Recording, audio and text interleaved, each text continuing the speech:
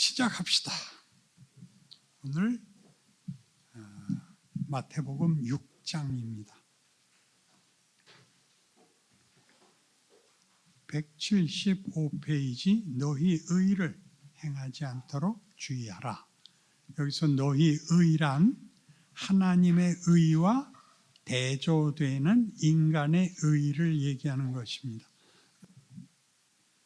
앞에 계신 분이 그 175페이지에 있는 본문을 읽어주세요.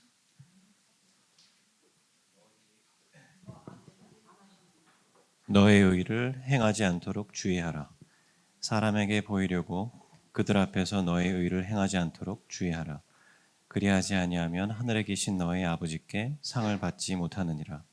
그러므로 구제할 때에 외식하는 자가 사람에게서 영광을 받으려고 회당과 거리에서 하는 것 같이 너희 앞에 나팔을 불지 말라. 진실로 너희에게 이르노니 그들은 자기 상을 이미 받았느니라. 너는 구제할 때에 오른손이 하는 것을 왼손이 모르게 하여 너의 구제함을 은밀하게 하라.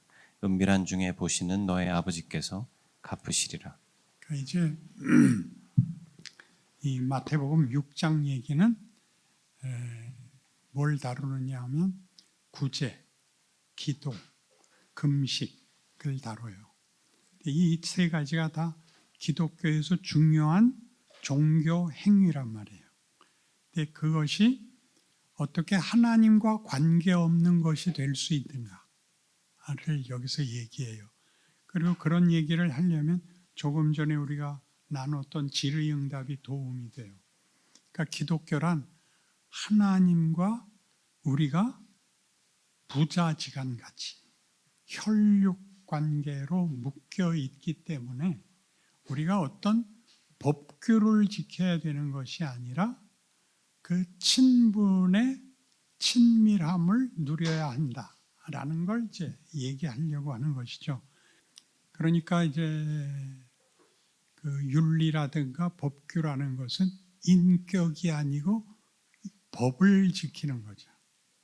법을 지키는 것이고 하나님이 우리에게 하자 그러는 건 나를 닮아라라는 인간이라는 존재의 인격과 성품에서의 변화, 하나님을 닮는 존재를 말하는 것입니다. 그 둘을 비교하는 것이니까 조심해서 따라오셔야 됩니다. 한 페이지 넘어가셔서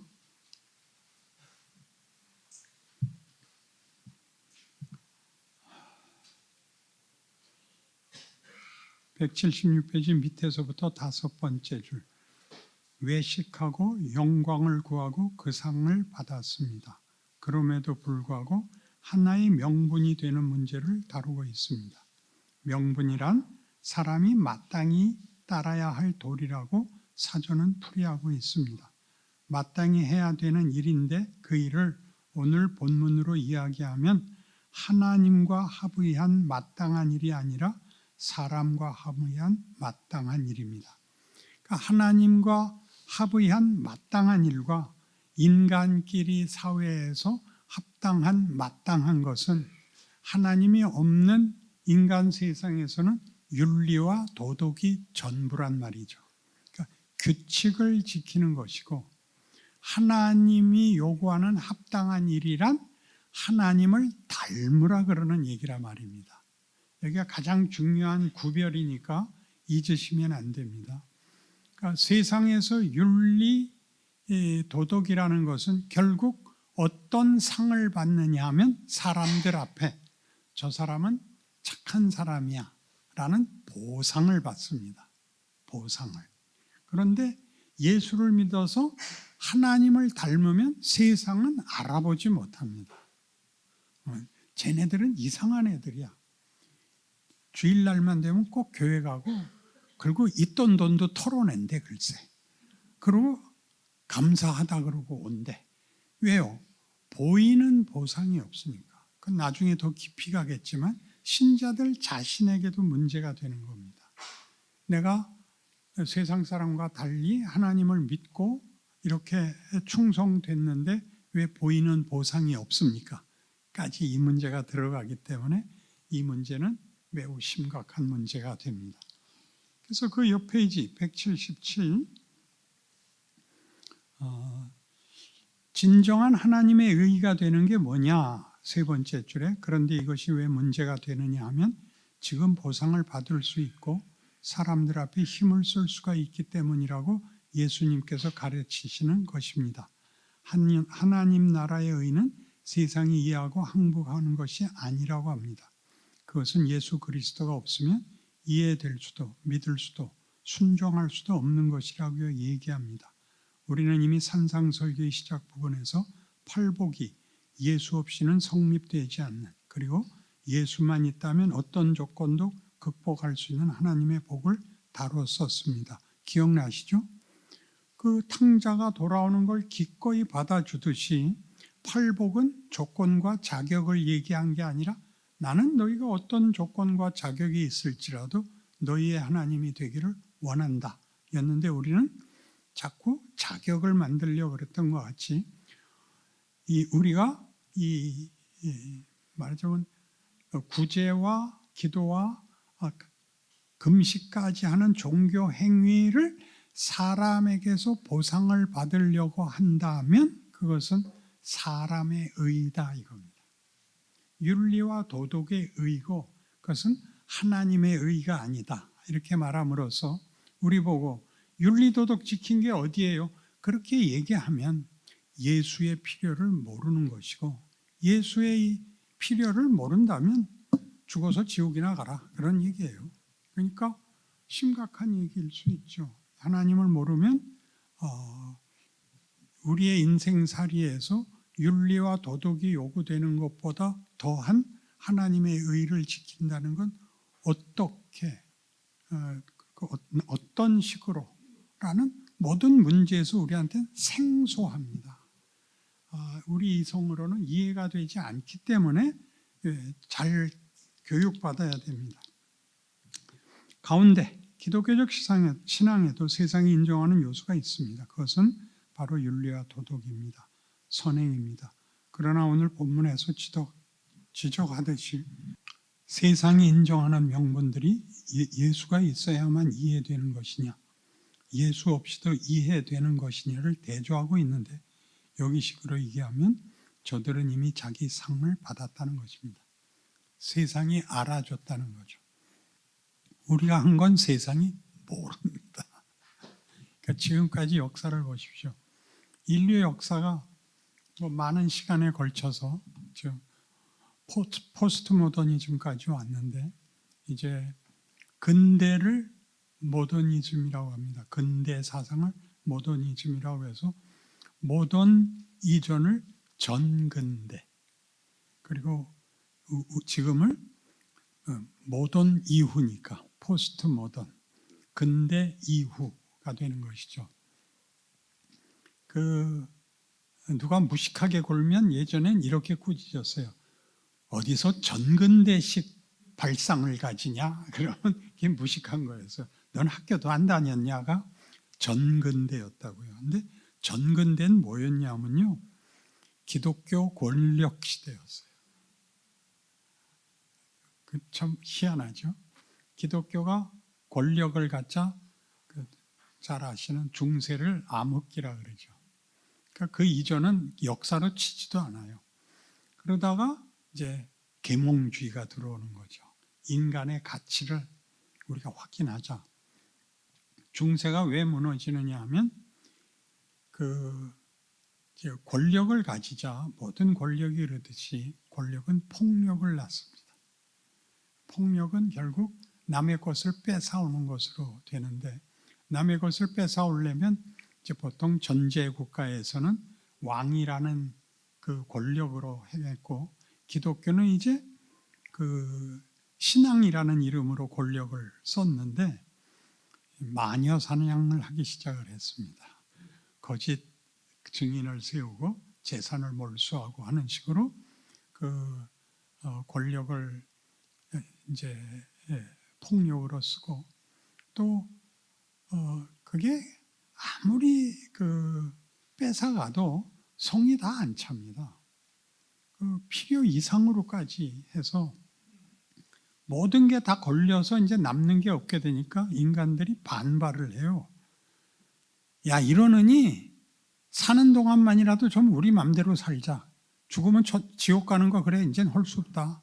뭐 천국 가긴 걸렀으니까 맘대로 하자 했을 때 인간의 가치를 얘기한 게 그리스 헬레니즘이에요.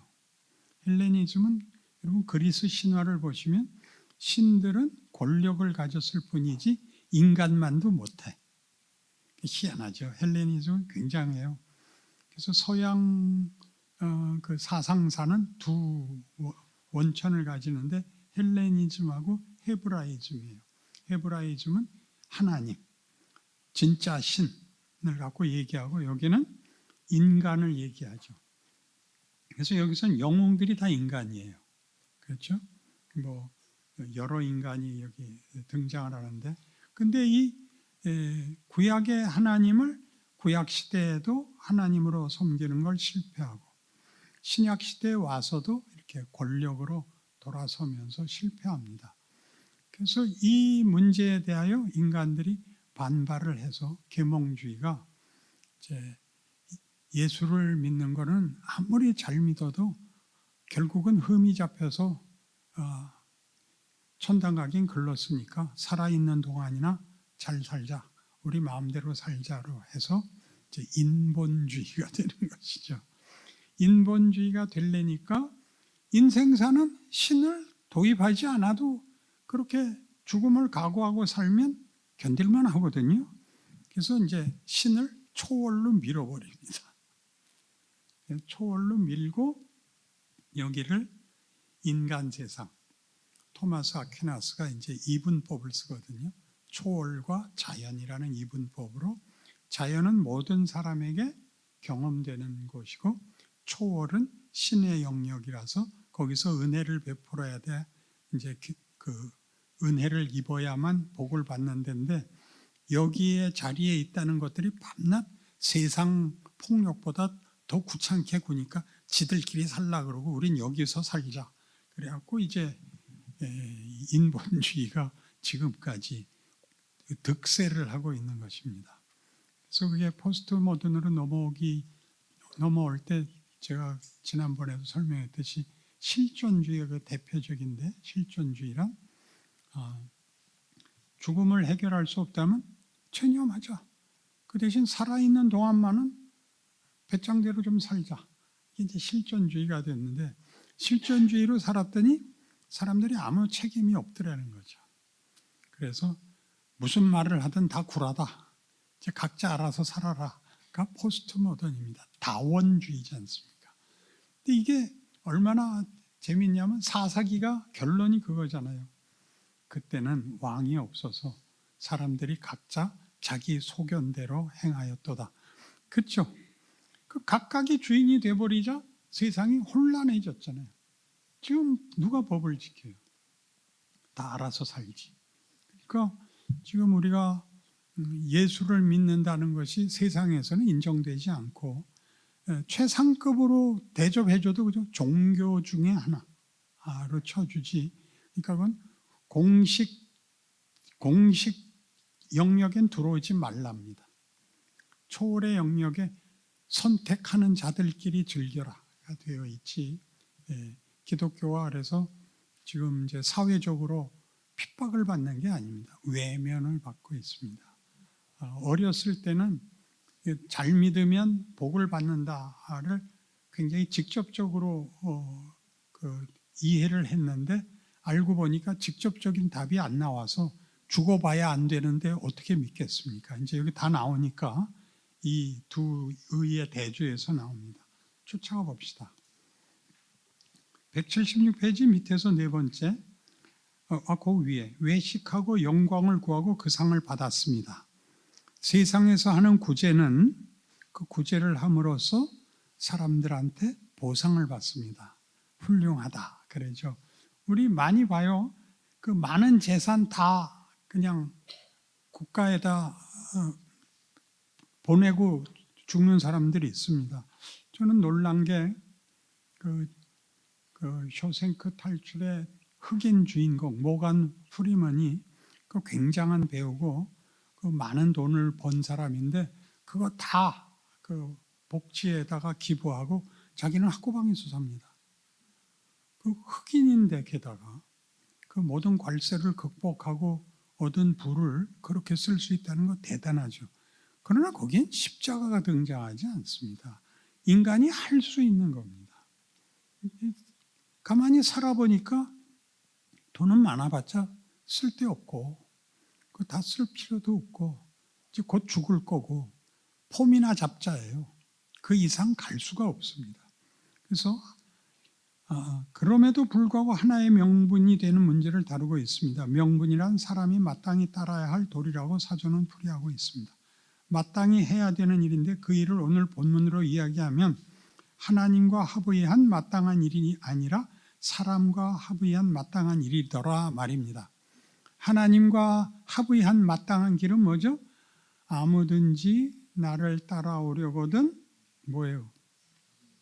자기를 부인하고 자기 십자가를 지고, 그래서 십자가를 지고의 악센트가 찍히는 바람에 그 모욕과 수치를 견뎌야 된다 이렇게까지 각오를 하고 있는데 거기가 끝이 아니에요. 따라오래요. 풀리지 않는 짐을 지고 따라오래요. 이 문제를 해결해 주시면 따라가겠습니다가 아니고 저 오늘 죽을 것 같아요. 그래, 조금 이따 죽고 날 따라와. 이렇게 된 거예요. 알아들으세요? 그래서 신앙생활이 왜 어려우냐고요? 하나도 안 들어주시고 따라오래요. 그러니까 주일날 교회를 안 가면 속이 불편한데 어떡해요? 그래서 어딜 가냐? 죄송해요. 이건 비유예요. 큰 교회 가요.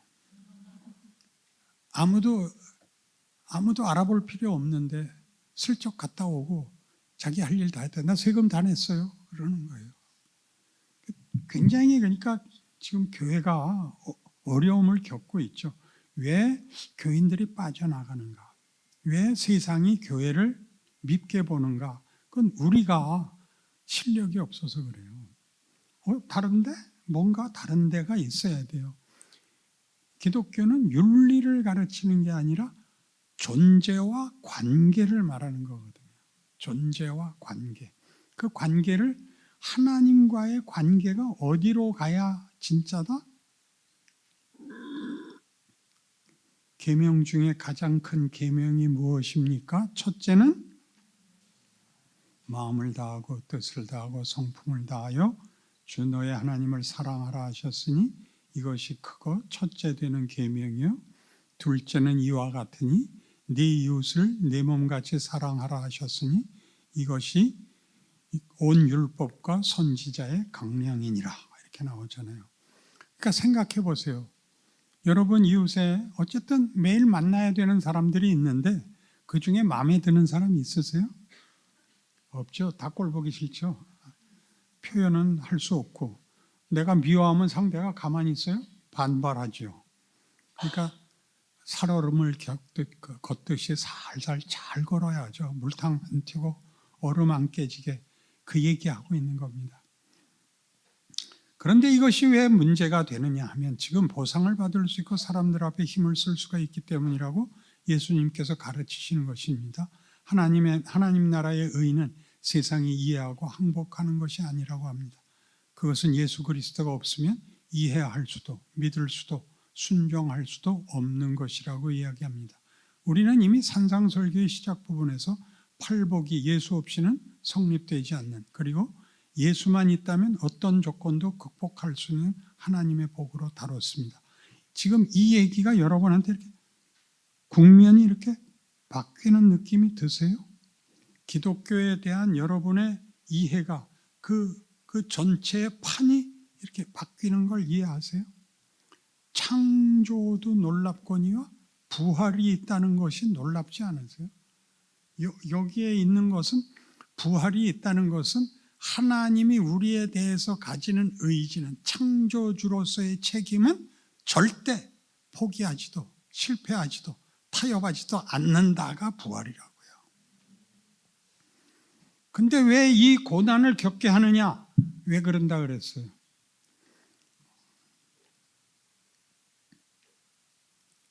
히브리서 5장 8절에 가면 그가 아들이시더라도 받으신 고난으로 순종함을 배워서 온전하게 되셨은즉이에요. 예수님이 뭐가 부족해요? 그런데 그가 십자가를 지심으로 왜 온전해졌다 그래요? 뭐가 온전해졌다는 거예요? 우리를 경험한 것으로 온전해졌대요. 창조주로서 창조주가 피조물을 대하는 게 아니라 우리와 방불한, 아니 우리 속으로 들어와서 나를 겪어 나를 알게 되고 나로 하나님을 알게 한 그것으로 하나님은 과연 하나님이셨다 이렇게 얘기하는 거라고요. 이번 6장은 너무 그 내용이 깊어서 원래 스피드대로 못 나갈 수 있습니다. 시간 되는 데까지 하겠습니다.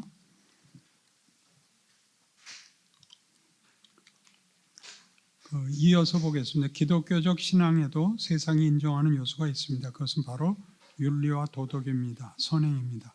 그러나 오늘 본문에서 지적하듯이 세상이 인정하는 명분들이 예수가 있어야만 이해되는 것이냐, 예수 없이도 이해되는 것이냐를 대조하고 있는데 여기식으로 이야기하면 저들은 이미 상을 받았다는 것입니다. 그러면 우리는 어떻다는 거죠? 세상에서 보상을 받지 못하죠. 보상을 받지 못하는 정도가 아니라 핍박을 받죠. 죽기까지 하죠. 그러니까 왜 손해를 봐야 되는가? 왜 특혜가 없는가? 이렇게 얘기하면 그건 잘못 생각하고 있는 거죠. 자기가 변하고 있다는 걸 알아야 되는데 보상을 받으려고 그러는 바람에 하나님은 내 기도에 응답을 안 하시지 같은 기도가 되고 어떻게 하면 하나님이 나를 쉬운 길로 보내주실까? 거기에 몰두해 있지 내가 변한다는 사실에 대해서는 모릅니다. 일단 이 차이를 알아야 알 수 있기 때문에 그 다음 밑에서 네 번째 줄 보시면 우리는 이 문제가 얼마나 본성적인 것인지 그리고 우리가 살고 있는 현실 속에서 얼마나 큰 유혹인지 알고 있어야 합니다. 바리새인들과 서기관들의 가장 큰 약점은 외식으로 드러났듯이 저들의 행동이 변화된 인격과 성품에서 나오는 것이 아니라 순전히 보상을 받기 위하여 영향력을 행사하기 위하여 꾸민 짓이라는 겁니다. 이 외식은 겉으로 보이는 모양, 밖에 나가서 사 먹는 거 아닙니다.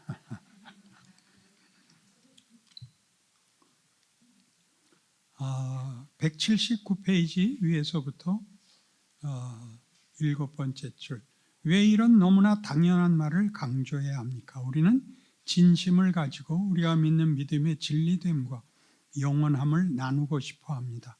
우리는 자신이 가진 신앙의 내용들과 믿음의 약속들을 더 많은 사람과 나누고 싶은 나머지 예수 믿어서 어떻게 형통해지는가?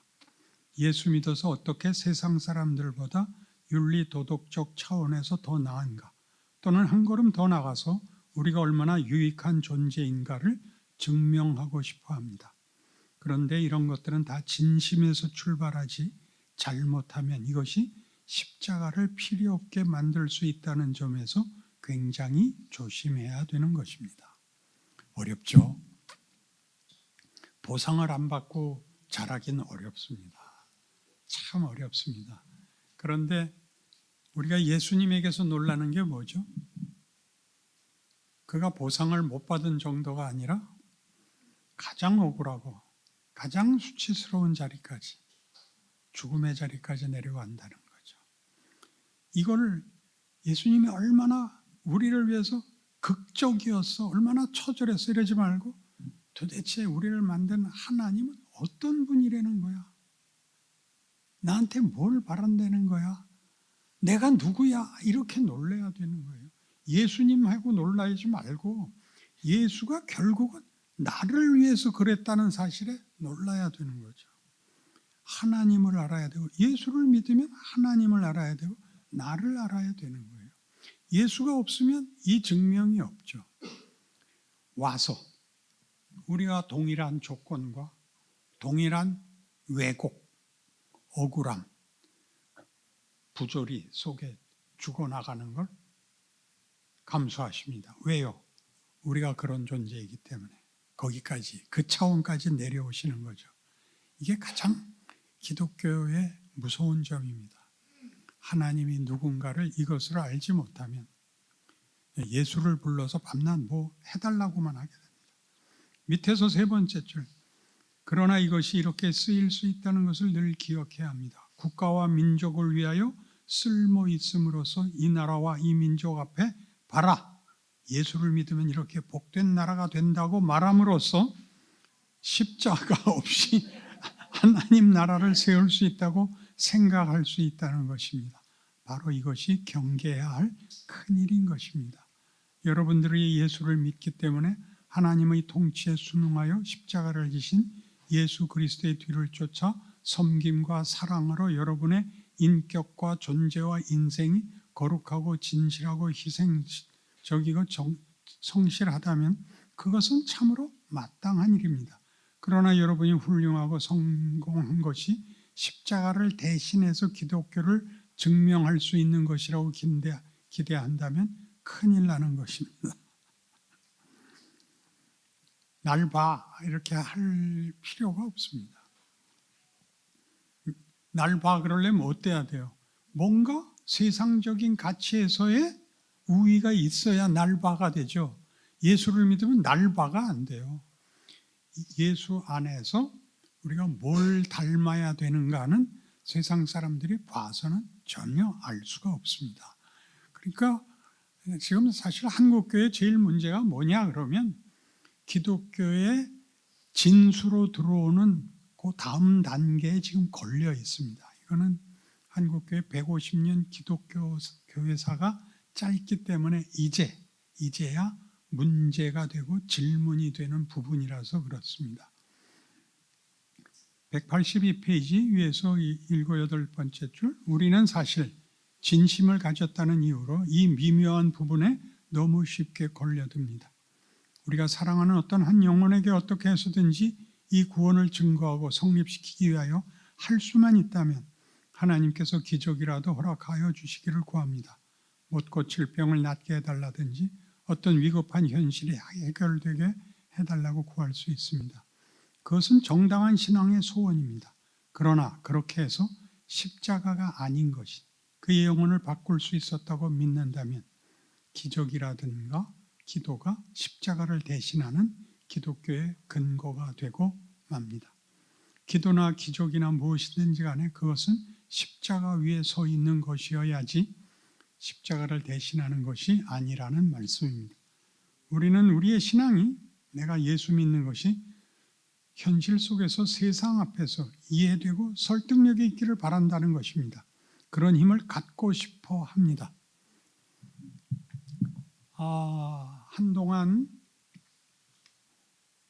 신앙지상주의라고 할게요. 신앙지상주의라고 해서 제대로 믿고 제대로 구하면 안 되는 일이 없다라는 그 파가 있었습니다. 파 이름도 까먹었는데 한동안 유명했죠. 그래서 거기에 이제 그 지도자 되는 분들 중에는 교회 와서 어떤 식으로 자기네의 그 신앙의 투철함을 설명했냐면, 여러분을 의인이라고 생각하세요? 죄인이라고 생각하세요? 손 한번 들어보세요.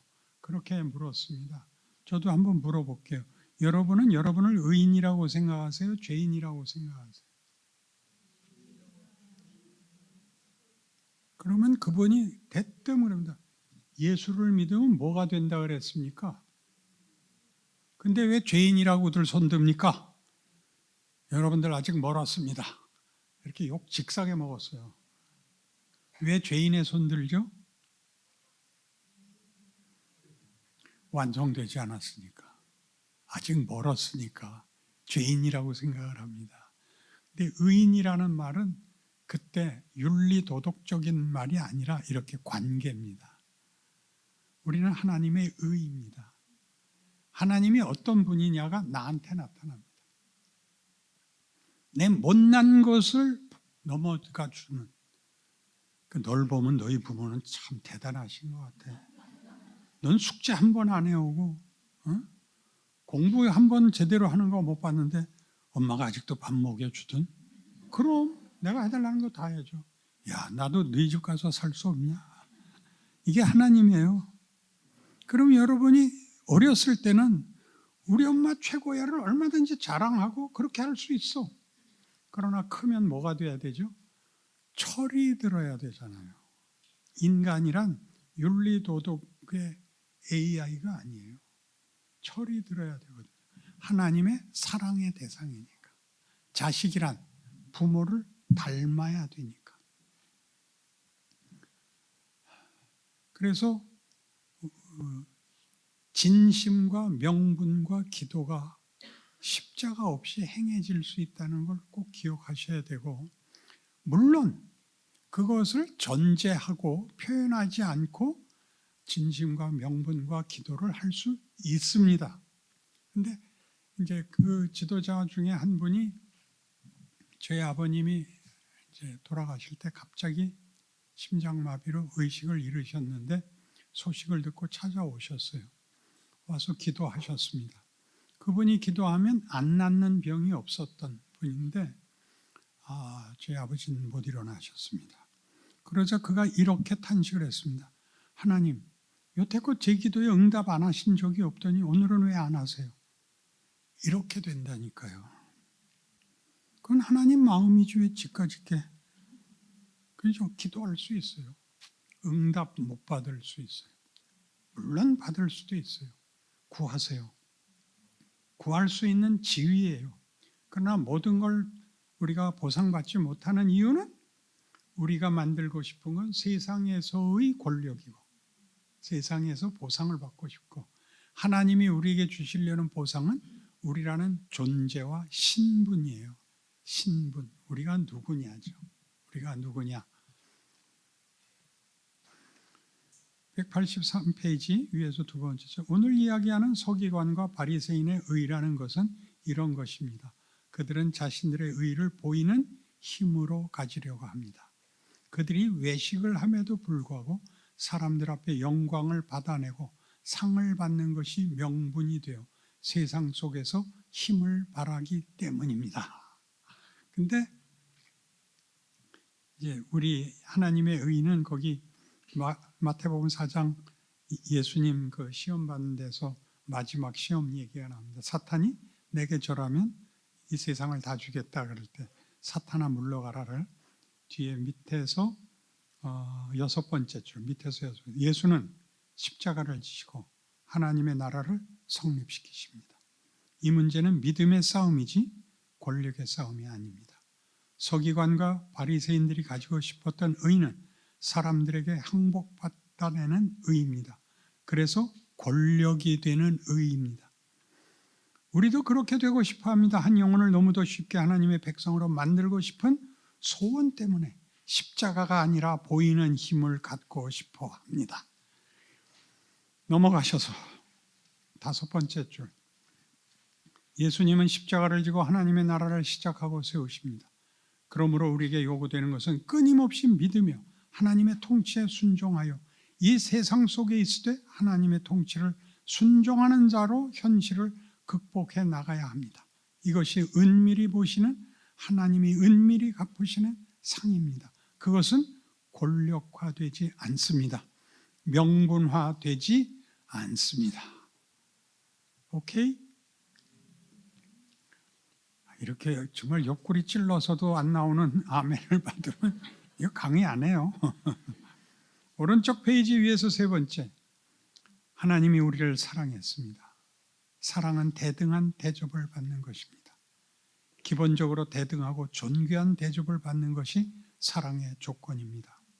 그리고 하나님은 사랑할 뿐 아니라 사랑하는 상대방을 당신의 집념이나 집착으로만 이 사랑을 성립시키는 것이 아닙니다. 곧 사랑하는 상대에게 하나님 당신을 이해관계나 기계적 관계나 힘의 논리로 굴복시키는 것이 아니라 대등한 관계에서 신뢰로 관계를 맺자고 요구합니다. 이것이 믿음입니다. 하나님이 우리에게 무엇이 아쉬워서 믿음을 요구하겠습니까? 믿음이란 보이지 않는 인격적인 차원에서의 관계입니다. 보이는 것으로 말미암는 관계보다 비교할 수 없이 큰 조건으로 하나님이 우리를 요구하고 있는 것이 기독교 신앙이 이야기하는 믿음입니다. 그의 나라는 십자가 위에 섰고 사랑 때문에 시작했고 하나님이 불러 그의 통치에 참여시킨 자신의 자녀들에게 믿음을 요구하는 자리입니다. 하나님이 당신을 믿어달라는 것에 의심이 가고 만족스럽지 않지만 한번 믿어보라는 이야기가 아닙니다. 하나님이 나에게 믿음의 대상이 되고 우리에게 신뢰를 요구하는 것이 기독교 신앙에 있어서의 믿음입니다. 그렇기 때문에 우리의 의는 이 세상 속에서 세상 사람들이 납득하기 어렵습니다. 또 이해관계나 기계적 관계, 정치적 또는 물리적 힘의 원리에서 보더라도 독특한 것입니다. 이 세상에 없는 법칙입니다. 우리가 이 세상에 살면서 현실 속에서 원치 않는 굴복을 해야 되고 원치 않는 타협을 해야 될 때 얼마나 우리 마음의 인격 깊은 곳의 자존심의 상처를 받습니까? 인생이 이게 뭔가, 산다는 게 이게 뭔가, 인간이 이게 뭔가 하는 이런 생각을 살면서 제일 많이 하지 않습니까? 그러나 할 수 없이 굴복해야 될 때가 있습니다. 기독교 신앙은 그렇게 이야기하지 않습니다. 어느 경우에도 이게 뭔가라는 의문이 제기되지 않도록 부르는 것이 기독교 신앙의 핵심된 내용입니다. 나는 너희를 사랑하였고 나는 너희에게 내 아들을 주어 내 백성을 삼는다. 내 자녀를 삼는다. 나는 너희에게 내가 아낄 것이 없다. 나는 너희에게 믿음을 요구한다. 나는 너희를 사랑한다. 여기에 무엇을 덧붙일 것이 있겠습니까? 여기에 뭐가 부족할 것이 있겠습니까?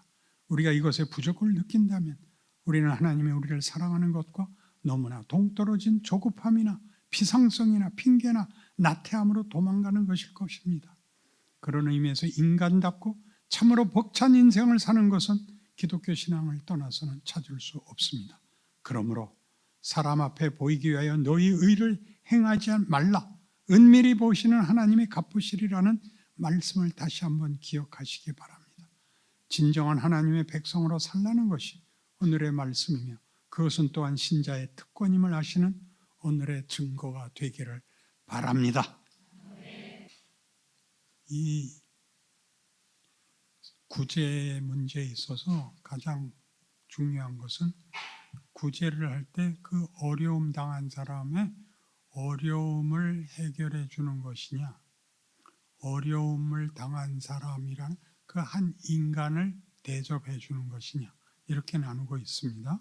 그래서 191페이지 보시면 테레사 수녀 얘기가 나오는데, 테레사 수녀는 그 인도에서 그 오랫동안 그 불가촉 천민들을 위해서 구제 활동을 하셨는데 아주 그 대단한 그 핵심이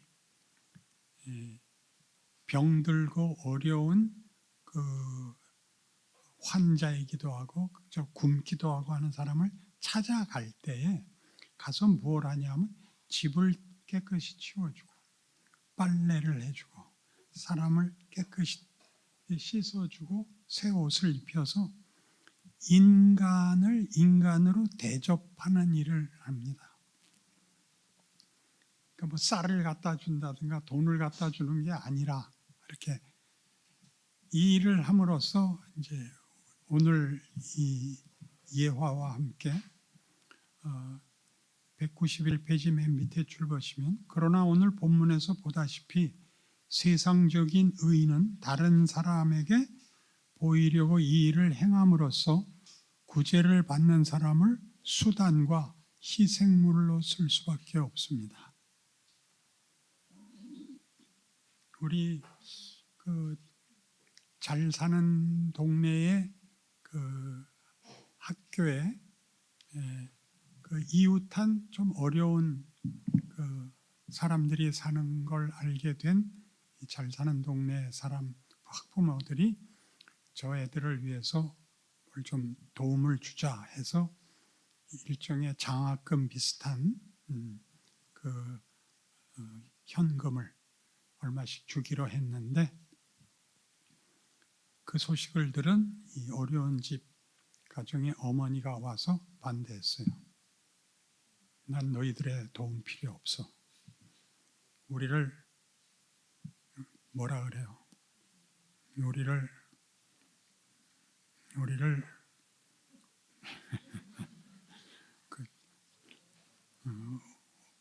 우리를 비참하게 만들지 마. 굉장한 얘기죠. 물론 잘하려고 한 거야. 근데 세상 사람들은 그렇게 잘하려고 해서 소문이 안 나면 안 되잖아요. 보이게 해야지. 그래서 안 보이게 하는 건 대단한 거예요. 근데 안 보이게 한다는 게 뭐냐 하면 속 사람이 있어야 된다는 거죠. 진짜 인간이라는 그 격과 신분과 성품이 어떻게 다르냐가 그렇게 나타나야죠. 상대방을 사람으로 대접을 해야죠. 그리고 여기서는 한 걸음 더 가는 얘기를 하는데, 저 사람이 지금 예수를 믿지 않는다 할지라도 하나님이 저 사람까지 다 그 구원에 끌어안고 있다는 걸 우리는 믿어야 된다죠. 왜? 내가 죄인이었을 때 구원받았으니까.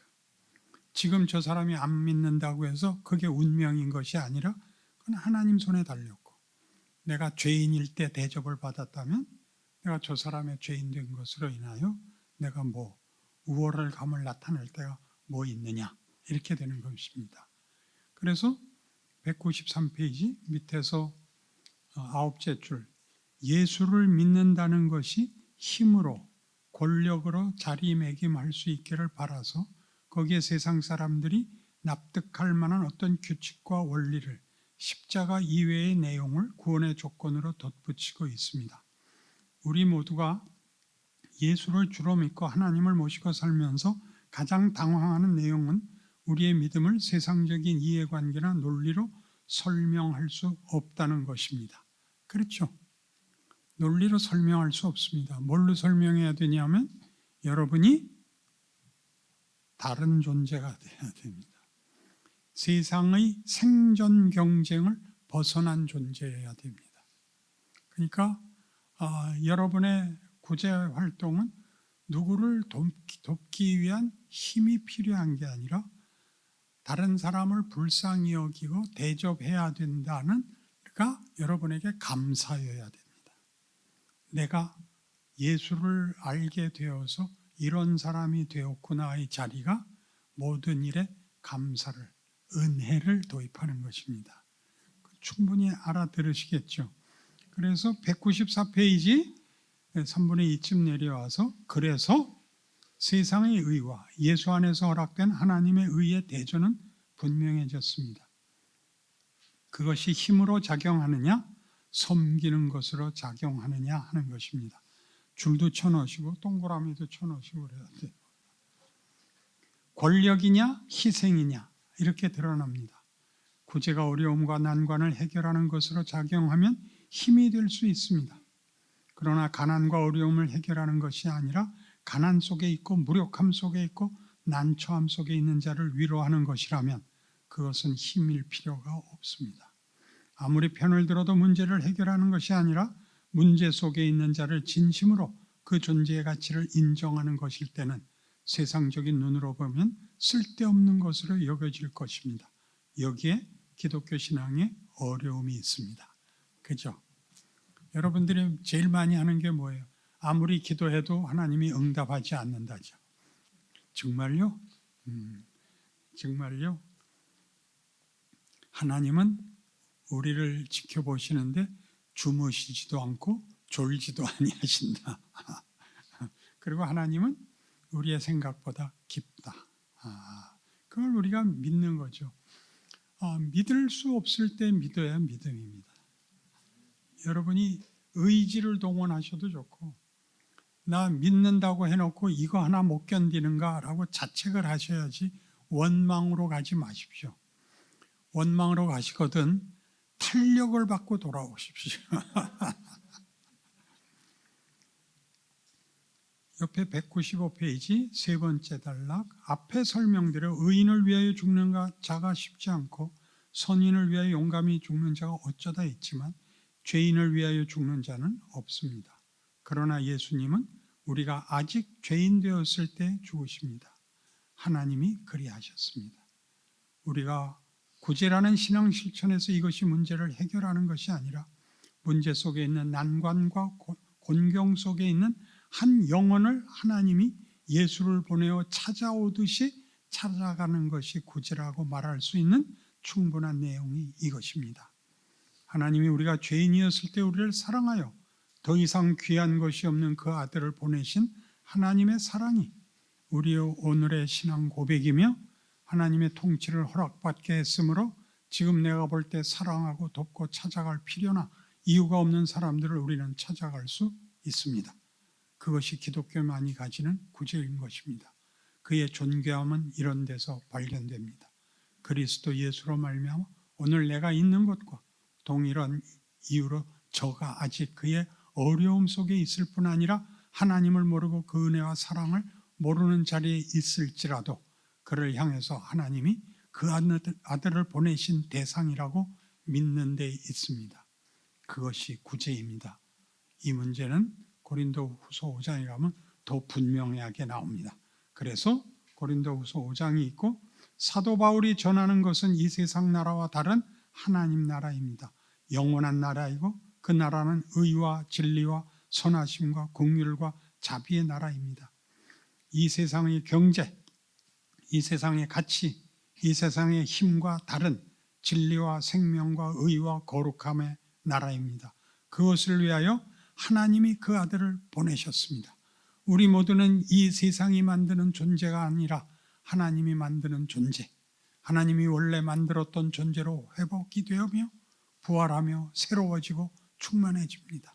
모든 사람이 예수 안에 있으면 다른 존재가 되고 그 일을 위하여 하나님이 그 아들을 보내셨고 우리로 하여금 전도하게 하며 선교하게 하며 우리의 인생을 삶으로써 하나님의 나라를 전파하게 하고 계십니다. 그것이 우리가 구제에 나서는 기본 동기요 근거입니다. 구제만을 하라는 것이 아닙니다. 구제만 특별한 신앙 실천이라는 것도 아닙니다.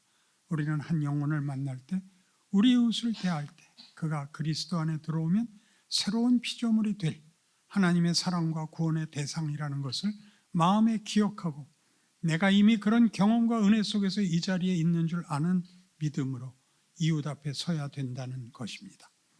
우리는 결단코 그 사람을 놓고 내가 먼저 믿었고 그가 믿지 않았다거나 혹은 나의 여유와 그의 부족을 들어 구제라는 이름을 동원하여 나를 증명하지 않아야 됩니다. 나를 증명하지 않고 예수를 증명해야 합니다. 예수 안에, 그 안에서 하나님의 통치로 사는 자의 다름, 예수를 보내신 하나님의 어떠하심으로 살아야 합니다. 여기에는 조금 설명을 붙여야 됩니다. 우리가 나는 예수 믿어서 이렇게 기뻐, 예수를 믿으면 천당 간다는 걸 믿어서 나는 세상이 두렵지 않아, 이렇게 말하는 것으로 위로가 안 됩니다. 초신자이거나 아직 안 믿는 사람에게는 뭘 해야 되냐면 예수가 찾아온 것 같이 그 편을 드십시오. 나 말이야 이번에 회사에서 이런저런 일 당했는데 분해 죽겠어. 그 쌍놈 새끼들 다 쏘고 나도 죽을 거야. 야, 너 억울하겠다. 내가 같이 가서 같이 죽일게. 몇 명이냐? 그러세요. 그럼 야, 너 왜 그래? 그러죠. 편을 드시라니까. 하나님이 와서 죄를 지적하지 않아요.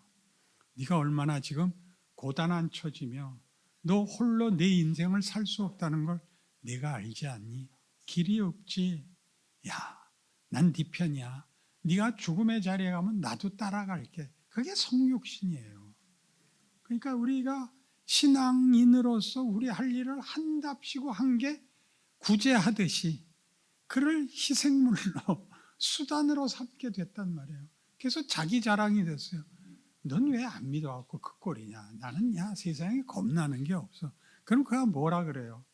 너 천국 간다고? 그래. 넌 지옥 가지. 그래 나 지옥 갈게 너 천국 가 그러고 말아요. 너 같은 쌍놈의 새끼가 가는 데는 난 안 간다. 거기서 쌍놈의 새끼가 왜 나오죠? 최소한의 인간미가 없잖아. 뭘 잘난 척을 해요. 같은 인간끼리 만나서 똑같이 겪고 있는 현실 서로 아는데 뭘 잘났다고 답 다 얻은 것 같은 소리를 해요. 죽여버려야 돼요.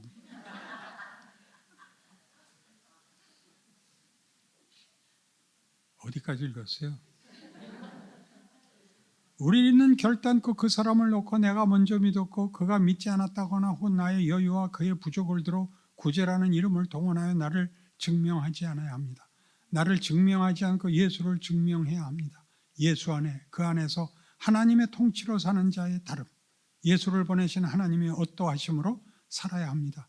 이 문제가 구제라는 것으로 여기 설명되었기 때문에 우리는 잘못하면 하나의 행위나 명분이 될 위험이 있습니다. 예수님이 기도나 금식 같은 예를 드신 이유도 그것이 우리가 몸담고 있는 사회나 세상이나 우리 이웃들 앞에 종교적 권위나 내용으로 도망가는 것을 예수님이 경고하시는 말씀인 줄 알아야 됩니다. 우리는 세상 속에 존재하며 하나님이 함께 살게 하신 이웃들 앞에서 예수 그리스도를 믿는 자로서 다르게 서 있어야 됩니다. 다른 이해와 우리가 가진 신앙 고백의 진정한 내용으로 무장되어 있어야 합니다. 쭉 내려 있어서 그러나 지금 구제에서 보는 성경의 가르침은 가난 속에 혹은 곤경 속에 있는 존재에게 그 곤경을 해결해 주는 것이 아니라 그 존재를 귀히 여겨줘야 된다고 합니다. 예수 안에 있는 하나님의 의가 스스로 지은 죄 때문에 영원한 멸망을 자초한 인류의 곤경 속에 찾아오신 것 같이 우리의 모양으로 우리의 형편으로 동참하신 것 같이 그리고 힘으로 우리를 위협하시거나 소위 공갈을 치신 것이 아니라 참으로 우리를 위하여 당신이 죽으신 것 같이 그렇게 우리가 우리의 삶을 우리의 일상을 신앙적으로 고쳐내야 합니다. 그러나 우리 대화 속에서 제일 많이 나오는 것은 명분입니다. 그것이 가장 크게 권력으로 작용합니다. 제일 많이 하는 말 기도 안 해서 그래 이렇게 하는 것은 더 이상 이야기하지 말자는 것인데 이것은 너는 나에게 너무 하찮다는 그런 뜻이 됩니다. 그러시면 안 됩니다. 물론 끝없이 사소연을 들어줄 수는 없습니다. 그렇게 할 체력도 시간도 없습니다. 그러나 알고는 있어야 됩니다. 그렇게 절대 변명할 수 없게 되어 있는 것이 구제의 문제인 것입니다. 명분으로 입을 틀어막는 것보다 좀 더 나쁜 형태는 고함을 지르는 것입니다. 고함을 질러서 대화를 중단하는 것이 아니라 상대방으로 하여금 자격이 없게 만들어버리고 기회를 갖지 못하게 하는 것은 기독교 신앙 행위에서 제일 자주 등장하는 그리고 고급한 내용을 이해할 때도 자주 사용하는 세상 권력입니다. 우리는 우리가 몸담고 있는 세상에 보다 정의롭고 민주적이요 자유롭기를 바랍니다. 그런데 이것을 구제에서 논하는 바와 같이 해결하는 한 방법으로 이런 단어들을 동원합니다. 자유, 정의, 민주 이런 것들이 방법으로 등장하고 있어서 일이 해결되길 바라고 있지 이런 난관과 현실을 당한 자라서 고급하게 감수하고 극복하고 이겨내는 모습에 대해서는 관심이 없기 때문입니다. 그래서 202페이지 우리가 문제를 해결하는 방법론의 부름을 받은 것이 아니라 하나님이 모든 존재와 역사와 그리고 운명에 개입하시되 의와 선과 영광과 능력과 거룩함과 사랑으로 개입하시고 약속하시고 작정하시고 이루실 것이라는 것을 아는 것으로 우리와 타인을 나와 환경을 내가 속한 나라와 역사와 운명을 이해하고 순종한다는 뜻입니다. 그것이 구제로도 나타난 것입니다. 여러분의 삶에 여러분의 자리를 예수 안에서 확보하지 않는 이상 우리는 우리 이웃 앞에 우리를 통하여 일하시는 하나님의 구제, 예수가 누구시냐는 중요한 증언을 다른 방법으로 할 수가 없습니다. 여러분의 신앙 고백과 여러분의 삶의 현실과 조건들에 대하여 믿음을 가지시고 억울함과 분노에서 벗어나셔서 성경이 그토록 여러 번 강조하는 감사함으로 여러분의 존재와 인생을 하나님께 순종하여 하나님의 영광을 드러내시고 그의 큰 기적을 경험하시길 바랍니다. 예수 안에 있는 의 누가 읽어 주십시오. 내가 진실로 너희에게 이르노니 그들은 자기 상을 이미 받았느니라. 너는 기도할 때에 내 골방에 들어가 문을 닫고 은밀한 중에 계신 내 아버지께 기도하라. 은밀한 중에 보시는 내 아버지께서 갚으시리라. 또 기도할 때에 이방인과 같이 중언부언하지 말라. 그들은 말을 많이 하여야 들으실 줄 생각하느니라. 그러므로 그들을 본받지 말라. 구하기 전에 너희에게 있어야 할 것을 하나님 너희 아버지께서 아시느니라. 그러므로 너희는 이렇게 기도하라. 하늘에 계신 우리 아버지여, 이름이 거룩히 여김을 받으시오며 나라가 임하시오며 뜻이 하늘에서 이루어진 것 같이 땅에서도 이루어지이다. 오늘 우리에게 일용할 양식을 주시옵고 우리가 우리에게 죄 지은 자를 사하여 준 것 같이 우리 죄를 사하여 주시옵고 우리를 시험에 들지 말게 하시옵고 다만 악에서 구하시옵소서. 나라와 권세와 영광이 아버지께 영원히 있사옵나이다. 아멘. 207페이지 위에서 5번째 줄. 주기도문의 가장 중요한 두 가지 특징은 이렇습니다. 첫 번째는 하나님의 엄위하심입니다.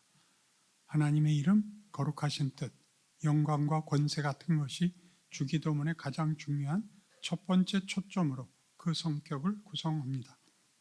두 번째는 엄위하신 하나님, 절대적인 권위자 하나님께 의존해야 되는 인간이 등장합니다.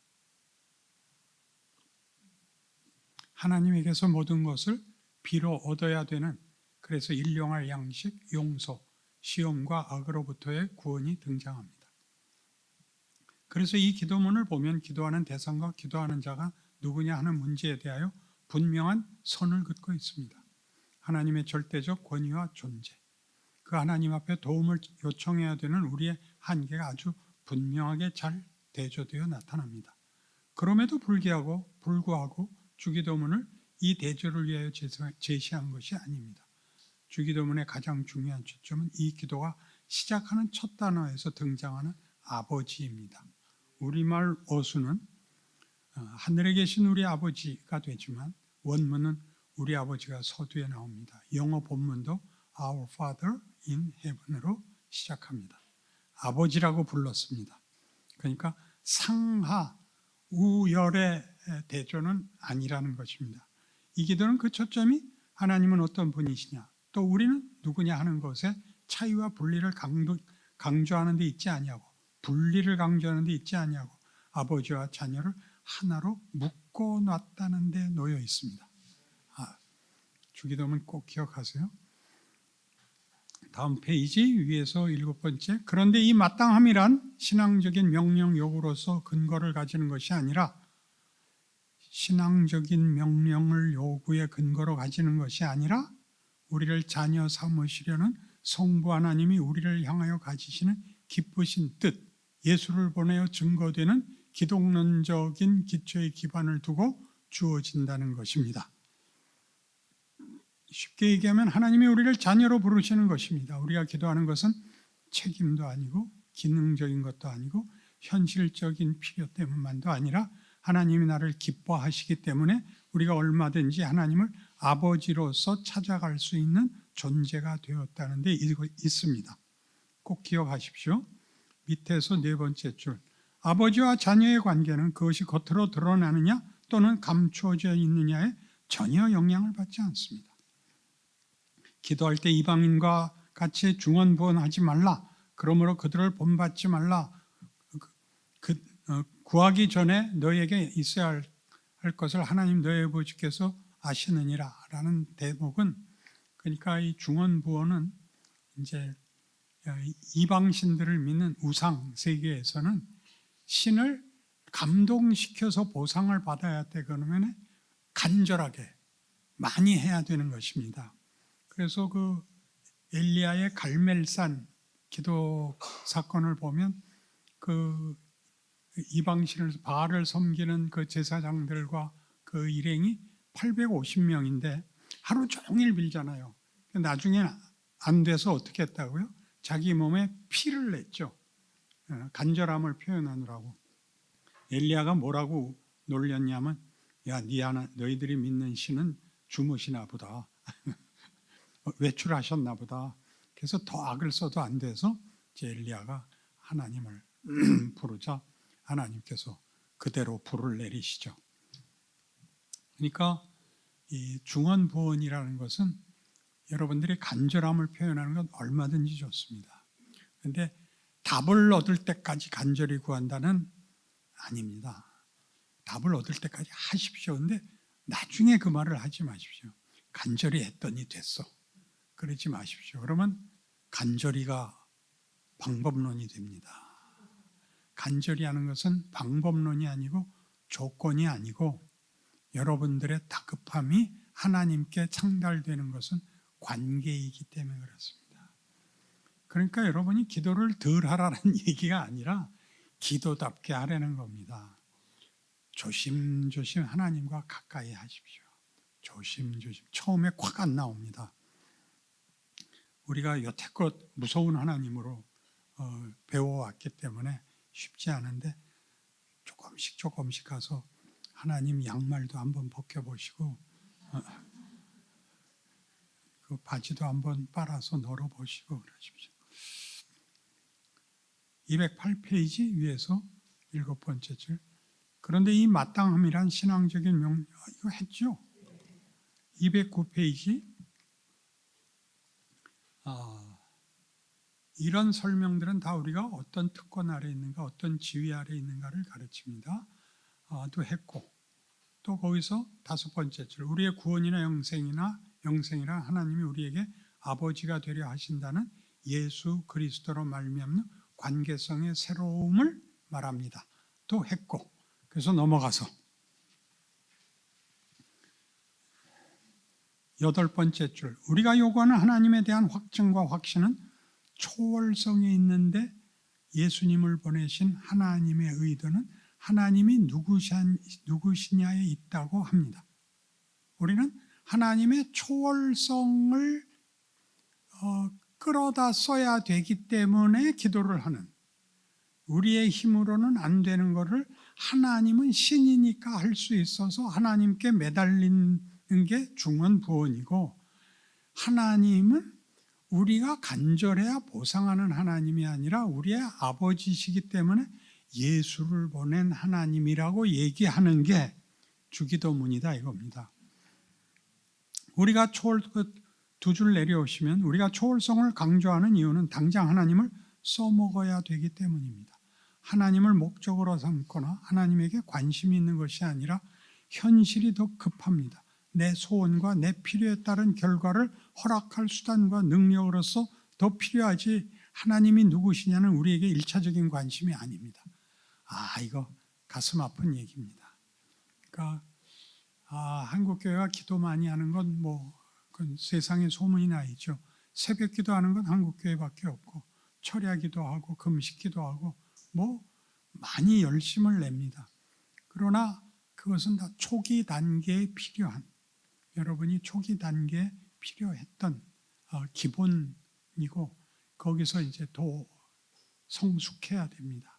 그걸 잘못한다고 말할 수는 없습니다. 한국교회 그것이 짧은 역사 때문에 거기까지 못 온 것이니까 제가 너무 일찍 태어나서 여러분의 그 잘못을 지적해야 된다는 게 잘못이지, 여러분이 잘못한 것은 없습니다. 그래서 오른쪽 페이지에 중간쯤에 예수님은 물론 죽은 자를 살리셨고 파도를 잠잠케 하셨고 문둥병을 고치셨고 장님을 고쳤습니다. 그러나 예수님은 그런 초월적인 능력들을 정치, 사회적인 구조나 여론이나 권력으로 사용하시지 않았습니다. 그러나 예수님은 내가 와서 한 모든 일들이 어떻게 한 인간의 존재와 현실과 생애와 필요에 깊이 개입하여 그 모든 문제에 하나님의 자비하심과 신실하심을 보여주고 있는지 보라고 이야기하는 것입니다. 오늘 너무 많이 하는 것 같아요, 우리가 내용이. 그죠?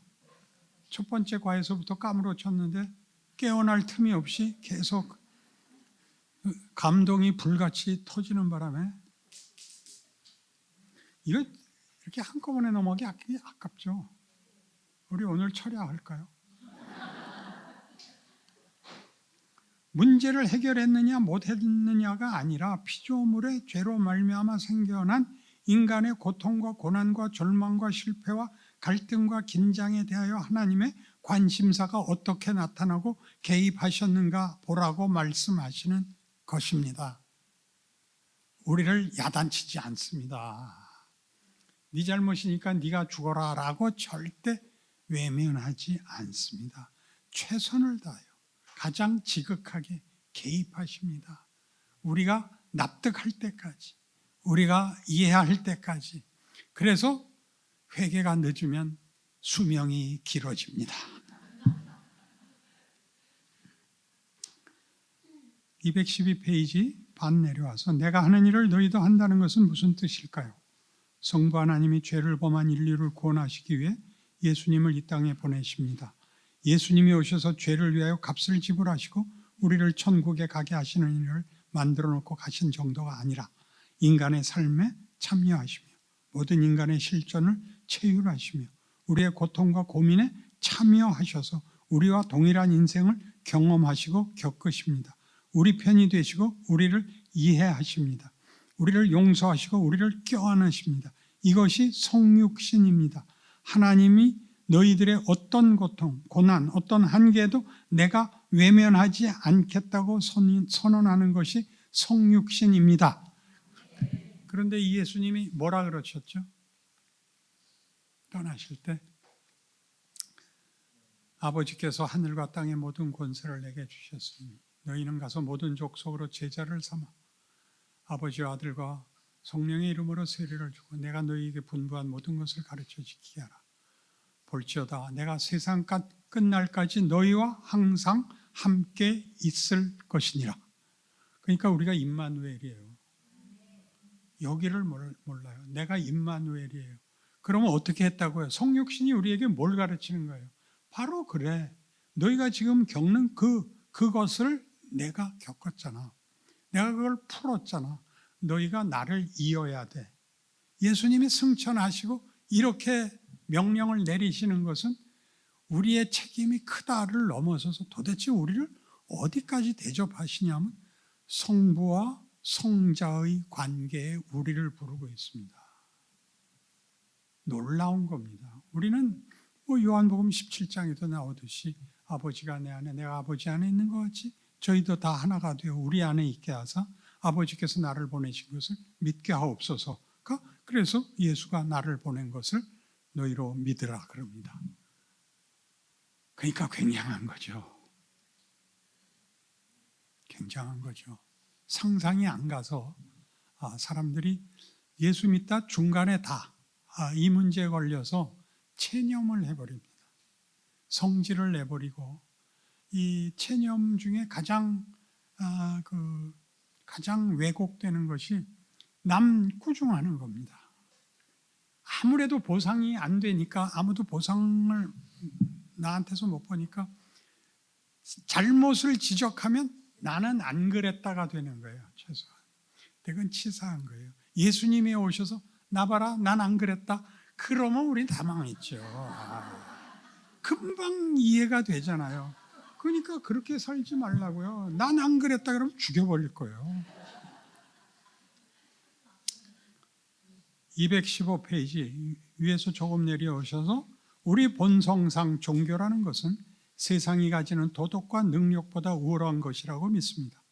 그러나 기독교가 가지는 윤리와 능력의 우월함은 성육신으로 이해되어야 합니다. 예수 그리스도의 성육신과 관계가 없으면 그것은 결코 서기관과 바리새인에 의해서 빠져나올 수 없습니다. 예수 안에서 얻는 하나님의 의라는 것은 은혜를 바탕으로 가능합니다. 하나님의 어떠하심 위에 가능합니다. 그것이 없이 신앙이 논의되고 신앙이 비교될 수 있는 것이라면 그것은 사람에게 평가받는 것에 불과하고 맙니다. 217페이지 가운데 지금 고난 속에 계십니까? 네? 이젠 할 수 있죠. 네. 해결되지 않는 신앙의 갈등 속에 계십니까? 그 속에서 그 문제를 짊어진다는 성경적인 근거는 성육신 하신 예수 그리스도의 삶을 뒤따르고 있느냐에 있습니다. 여러분은 해답을 달라는 게 아니라 나 성육신 더 이상 이어갈 수 없습니다가 되는 겁니다. 그건 곤란하죠. 하나님은 모든 한계와 못난 것과 부끄러움과 실패와 절망에도 찾아오시는 분, 그런 처지에 있다고 해서 우리를 외면하지 않는 분, 능력과 쓸모로 찾아오시지 않는 분이라는 것을 우리를 통하여 증언하시기를 가장 기뻐하십니다. 그러니까 못나게 살으려는 거죠. 이렇게 따지면 못나도 돼요. 걱정 마시고 여러분이 느끼는 한계와 절망을 안고 따라오세요. 그것이 아무든지 나를 따라오려거든 자기를 부인하고 자기의 십자가를 지고 해요. 그러니까 우리는 그게 위대해지고 영웅스러워야 그럴 수 있다는데 그게 아니라 우리 생각같이 형통과 능력으로 쫓아가야 되는 게 아니라 짐을 진 채로, 그러니까 현실 속에서 내가 해결할 것이 없는 채로 쫓아오라 그런다고요. 그래서 믿음을 요구하는 거예요. 믿음이란 상대방의 인격을 믿는 거죠. 방법과 현실로는 도무지 답이 안 나오는데 하나님이 믿으래서 나는 따른다.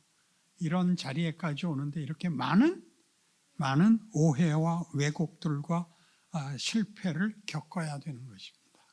그래서 여러분 여기까지 왔습니다. 훌륭한 인생, 멋진 인생, 임마누엘로 사는 인생 여러분 것입니다. 빼앗기지 마십시오. 기도합시다. 하나님 아버지, 우리 보고 메시아가 되라 그러십니다. 박수 받고 칭찬받는 게 아니라 십자가에 못 박히는 메시아입니다. 내 만족 위하여, 내 자랑 위하여, 나 잘났다고 증거하고 우기고 싸우고 살던 인생에서 이제는 제발 미안해. 너 힘들겠다. 나 네 편 들어줄게. 내가 할 수 있는 거라면 뭐든지 해줄게. 라고 얘기하는 우리 남은 인생 되게 하셔서 정말 네가 믿는 하나님은 정말 진정한 신이구나. 그 항복 받아내는 우리 되게 하여 주옵소서. 예수님 이름으로 기도합니다.